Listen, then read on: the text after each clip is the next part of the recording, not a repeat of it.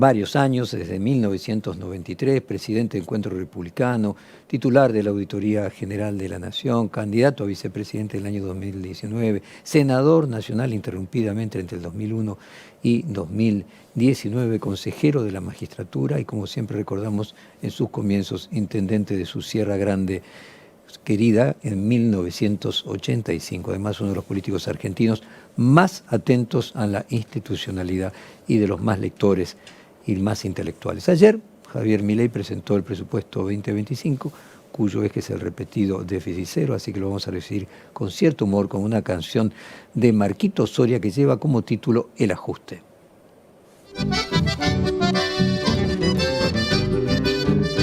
Si anduviera en la política yo jamás aceptaría, aunque fuera por decreto, ser ministro de Economía. Les juro yo no podría armar tal desbarajuste como este que está de moda y le llaman el ajuste. Y ajustan por todos lados sin derecho al pataleo. Como esto siga así, viejito que mal lo veo.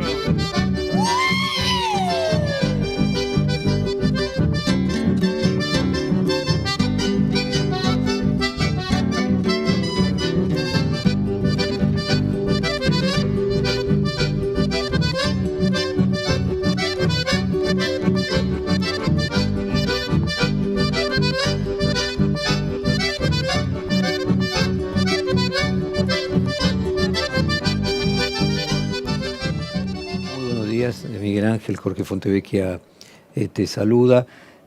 Tuve la sensación de que lo de ayer no fue una verdadera presentación de presupuesto, en el sentido de que lo que allí se expuso, no solamente en el discurso del presidente, sino luego en los números formales que se presentaron, parecen de una irrealidad que no sé si busca que finalmente no se apruebe el presupuesto y a ese, apelando a tu enorme experiencia, si existieron casos en los que no se aprobó el presupuesto por 2 años y cómo es, si se puede, pasado cierto tiempo, seguir sin presupuesto.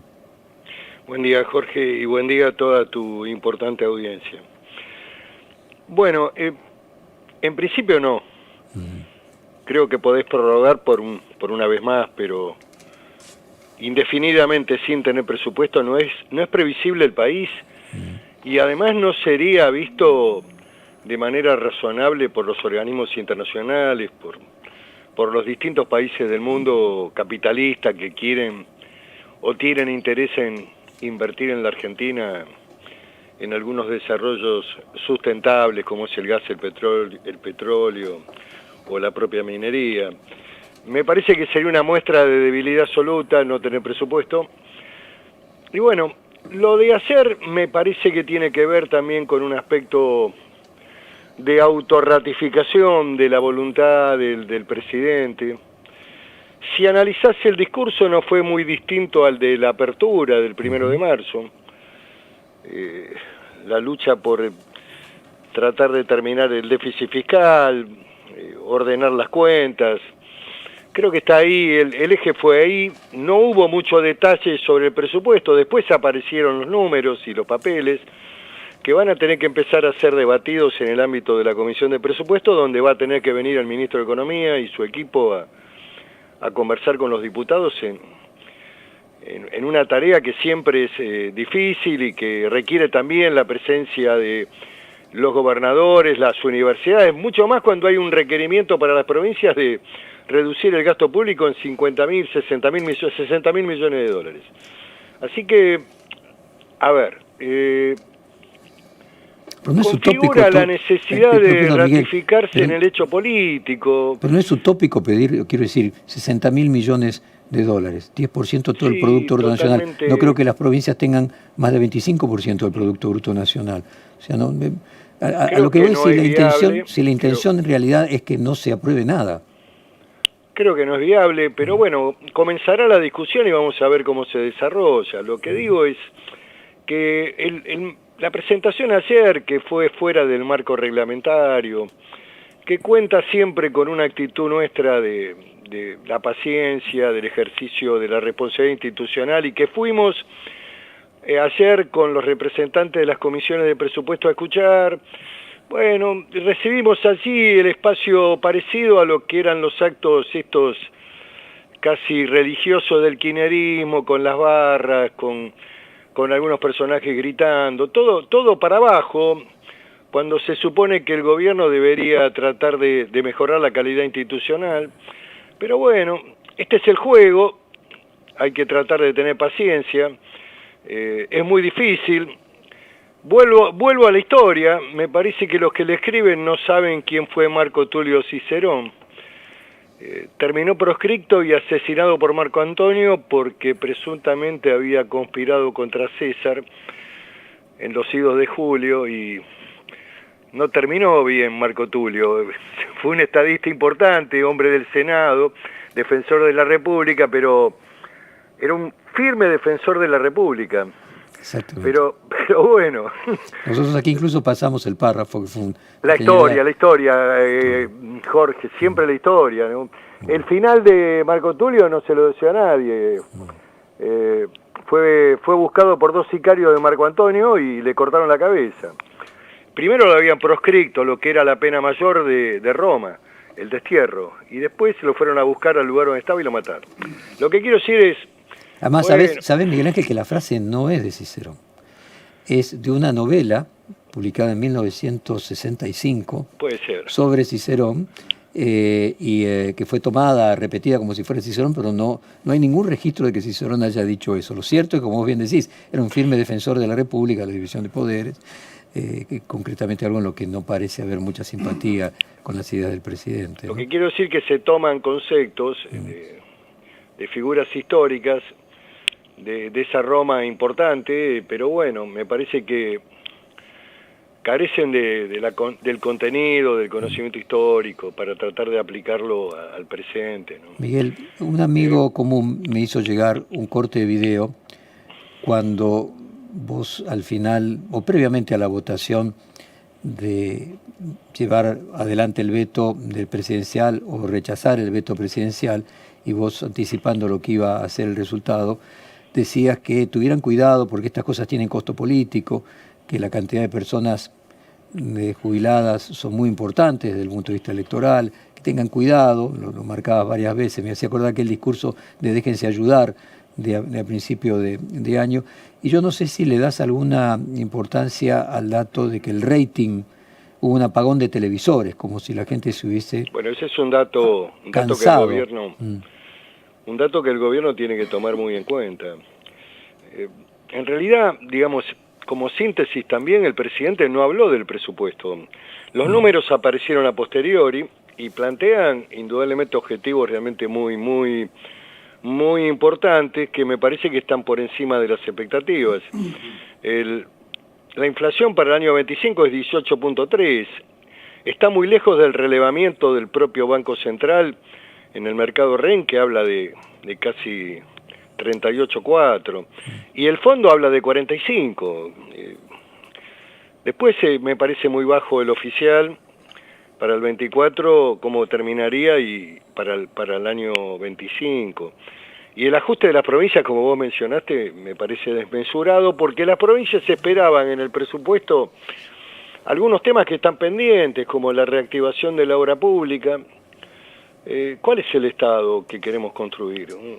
Un país sin caminos, sin ferrocarriles, sin energía nuclear, sin proyecto, digamos, la vigencia simplemente digamos, del mercado. Me parece que no condice hoy con para dónde también está girando el mundo, donde hay indudablemente una gravitación del Estado. Yo no digo de un Estado que gaste desmesuradamente y que emita y que produzca inflación, pero el rol del Estado hoy en temas esenciales, fundamentales, que hacen también al desarrollo vial, al desarrollo de la infraestructura para generar inversiones, me parece que ese tema estuvo ausente del discurso.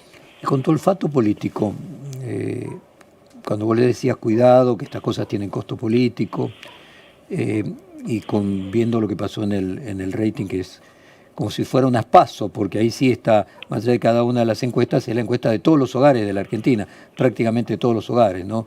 8 sobre 9 millones de hogares. ¿Cuál es tu olfato? ¿Qué indica esto? ¿Qué futuro le ves?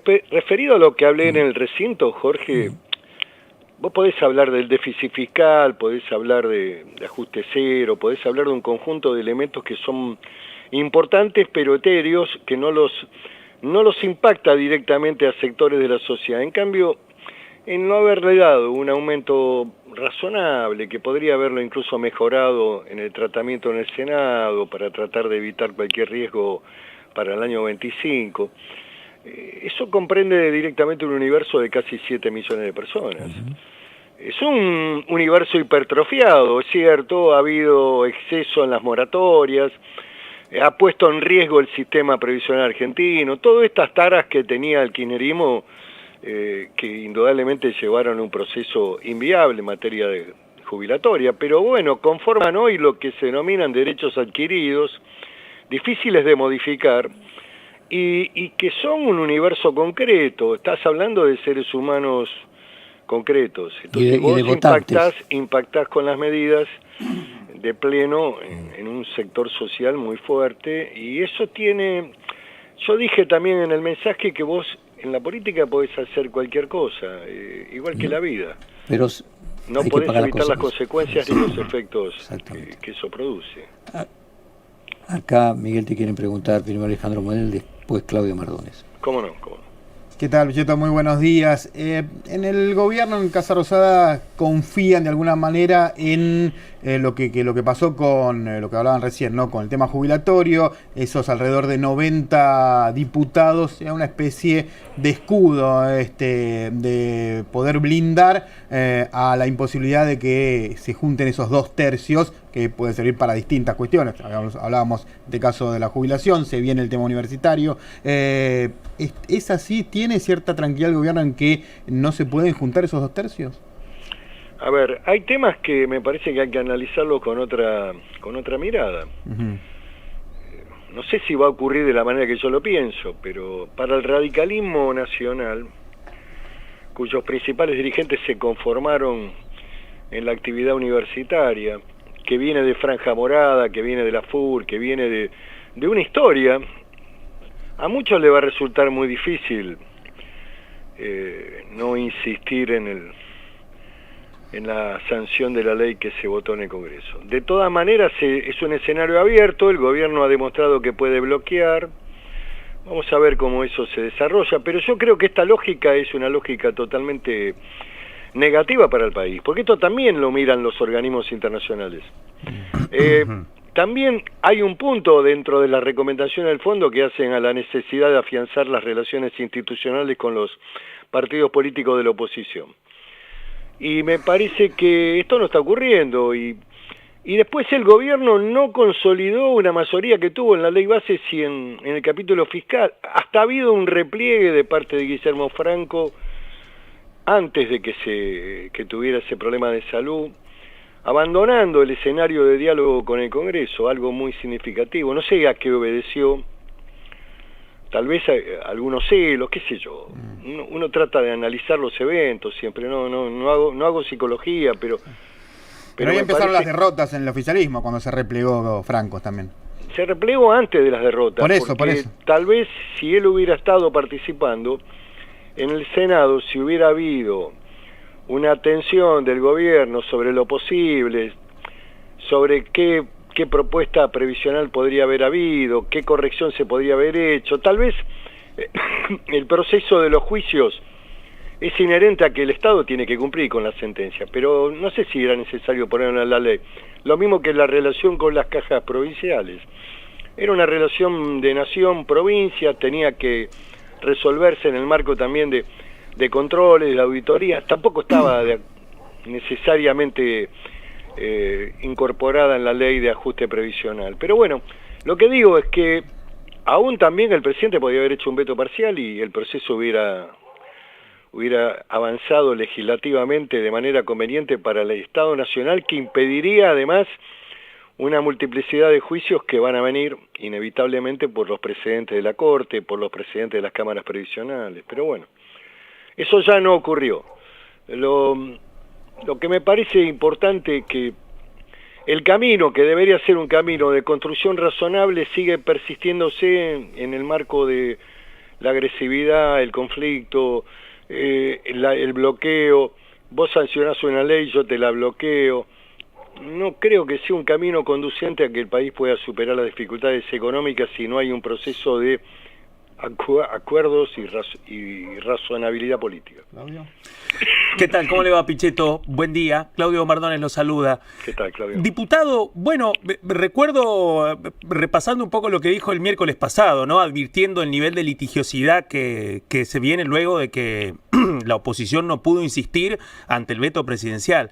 Pero bueno, recién hablaban de Cicerón y usted recordó al filósofo Miguel de Unamuno y dijo, bueno, en este caso vencerán, pero no convencerán, ¿no? Y ahí quería preguntarle, ¿cuántas negociaciones de presupuesto tiene encima Miguel desde que comenzó su carrera legislativa, más o menos?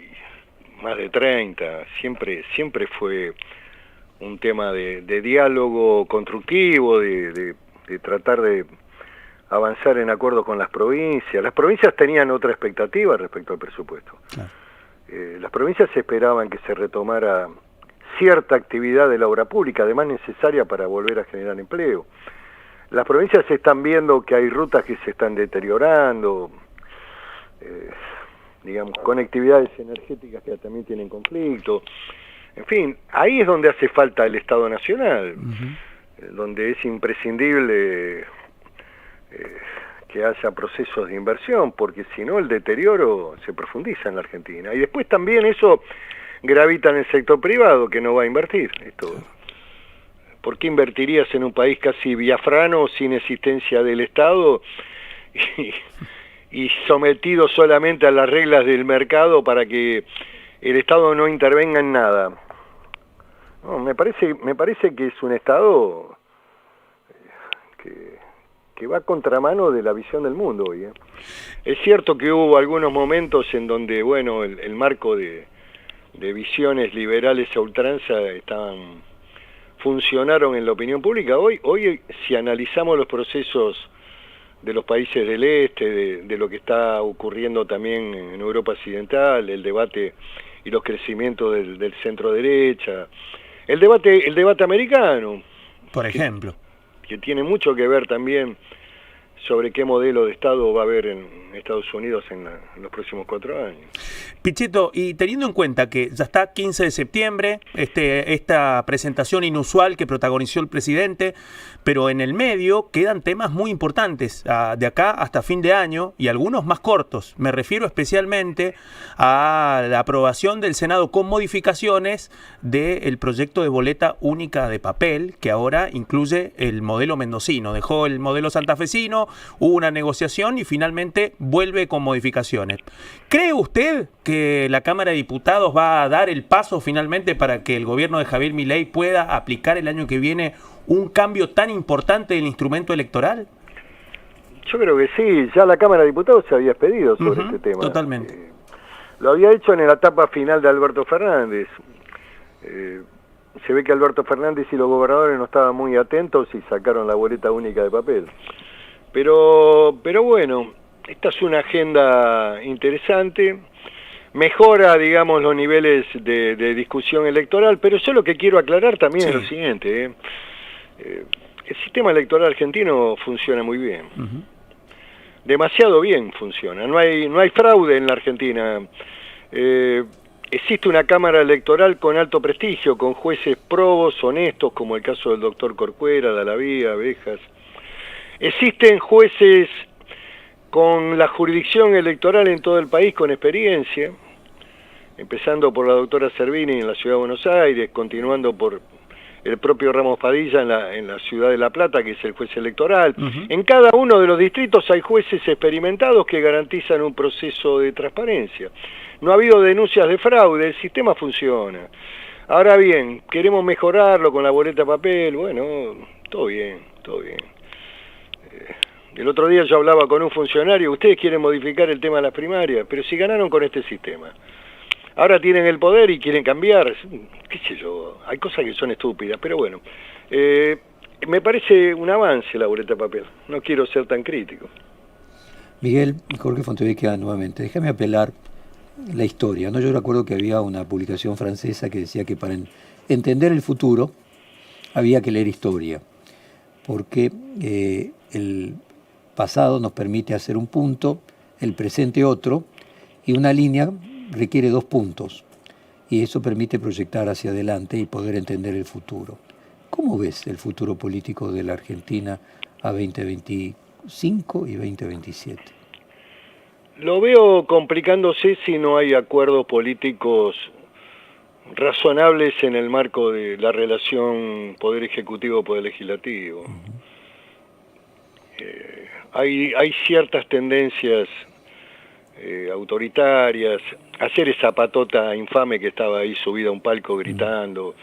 A mí me parece deslenable todo eso. Yo no permitía ni aplaudir en el Senado. De acuerdo. Ni tampoco tomar mate. Ni tampoco tomar mate. Había que tomar café o en taza, porque hay algún aspecto de solemnidad que no hay que perder en esos ámbitos. Todo tiene que tener un registro de solemnidad y todo tiene que ser conforme al reglamento. El presidente fue fuera de marco. El único día que el presidente puede ir al Congreso es el 1 de marzo. Uno fue por una cuestión de respeto a la institucionalidad y para no comernos el discursito de algunos sicarios comunicacionales que dicen que uno no trabaja el domingo, para atenuar los daños. Fuimos a escuchar, pensábamos encontrarnos con un discurso más vinculado a la unidad de los argentinos, a la construcción de un camino común, pero bueno, el conflicto siempre está vigente, las ratas están ahí, hay que encontrar el enemigo, la lógica del enemigo y de la construcción de demonizar a una parte de la sociedad es tan viejo eso, muy viejo. Ahora hay 2 planos, ¿no? Por un lado es el plano institucional existente, que es el resultado de las elecciones que se fueron produciendo en los bienios anteriores, que fueron conformando al Congreso. Y otro va a ser el de la calle, el de la política, el de los votos, bueno, del año próximo. ¿Cómo siempre ves vos está la calle. ¿Cómo ves Yo vos también eso? te quiero comentar algo Dime. que percibí, que es algo muy, una percepción muy, tal vez no desarrollada hoy en la crónica. Creo que hay un crecimiento de la gravitación de la figura de Patricia Bullrich en el gobierno. Lo digo como un dato político, no descalificatorio. Creo que hay una construcción mucho más dura y más radicalizada en términos de la visualización del pasado, Jorge. El PRO estuvo incluido dentro de la crítica despiadada a los últimos 20 años. No existió ese periodo del gobierno de Mauricio Macri con algún elemento valorativo. Y la respuesta a que no tenemos gestión fue muy precisa y muy detallada, y hay contenidos muy fuertes respecto al accionar también de la ministra de Seguridad. Yo creo que tienen que tener cuidado porque no están tampoco valorando a sus aliados más importantes y más sólidos que tienen, que está centralizada en la figura de Mauricio Macri y fundamentalmente en el apoyo de los diputados y senadores del PRO. No sé si eso lo percibiste, pero cuando el presidente habla, dicen que no tenemos gestión. Bueno, hemos bajado el nivel de homicidios en Rosario. Hemos luchado contra el delito, hemos terminado con las marchas en la ciudad de Buenos Aires, hemos bajado la inflación. Es una respuesta... A Macri, claramente. Claramente. A ver, uno trata de comprender en el FIAI para tratar de entenderlo y verlo en forma directa. También acompañar a los integrantes de la Comisión de Presupuesto, que era nuestro compromiso. Lógico. Y vuelvo con el tema electoral. ¿Sentís que lo que sucedió en el rating puede tener alguna especie de correlato, de anticipo de una sociedad que si sigue con la misma canción, parafraseando a Kicillof, de déficit fiscal cero, de superávit fiscal, se aburra y vote por otros que canten otras canciones? Bueno, hay siempre que tomar este tema con cierta atención. Supongo que los asesores del gobierno deben estar analizando este tema. El desinterés, la irrelevancia, es lo peor que te puede pasar en política. Si la gente no tiene interés en escucharte, si cambió el dial, si apagó el televisor o miró una serie de Netflix, hay un dato ahí, hay que analizarlo. Fue muy bajo la audiencia. Y también fue muy bajo en los canales, en el canal oficial de YouTube del propio presidente. Así es. Me parece que son datos significativos que deberían replantear este tema. Después me parece que es importantísimo que el presidente dialogue con los gobernadores, porque, reitero, me parece que los gobernadores estaban esperando otro proceso, en orden a haber bancado un ajuste, haber acompañado la ley bases, haber acompañado el capítulo fiscal, haber hecho un esfuerzo conjuntamente con el gobierno nacional de parálisis total de la obra pública en cada una de las provincias, de no financiamiento de las cajas de jubilaciones. Bueno, me parece que esta decisión de profundizar o intimar a los gobernadores a que hagan un ajuste de casi el 25%, me parece que, del PBI, me parece que es de una entidad muy fuerte, Jorge, muy fuerte. A ver, déjame ahora para ofrecerte a vos. Va en choque con los gobernadores, en choque con el Congreso y en choque con sus propios aliados, que sería el PRO o Macri. ¿Qué queda como resultado eso? Me parece que hay una actitud de aislamiento del presidente. El presidente debería retomar el camino de la ley bases y del acuerdo fiscal. Poner gente razonable a dialogar en el Congreso. El ministro de Economía tiene que venir al Congreso con su equipo, tiene que tratar de dialogar con todos los legisladores para que la media sanción de diputados, que es la más importante, que abre el camino luego para el Senado, se pueda llevar adelante, que la Argentina tenga presupuesto, que sea un país previsible, que haya reglas. Me parece que esto es lo conveniente. Si el gobierno se aísla es complejo, es complejo. A mí me llamó mucho la atención el mensaje elíptico hacia Mauricio Macri. Nadie lo mencionó, este tema lo mencionaron algunos cronistas a la noche, pero hay que profundizarlo este tema. Coincido. Miguel Ángel, como siempre, muy agudo, muy lúcido, muchísimas gracias, te mandamos un abrazo enorme. Un abrazo, y nos Jorge, mantenemos como en contacto. siempre, Hasta pronto. estoy a disposición, un abrazo a tu gente. Muchísimas gracias. Vamos a hablar con el presidente del bloque de Hacemos Coalición.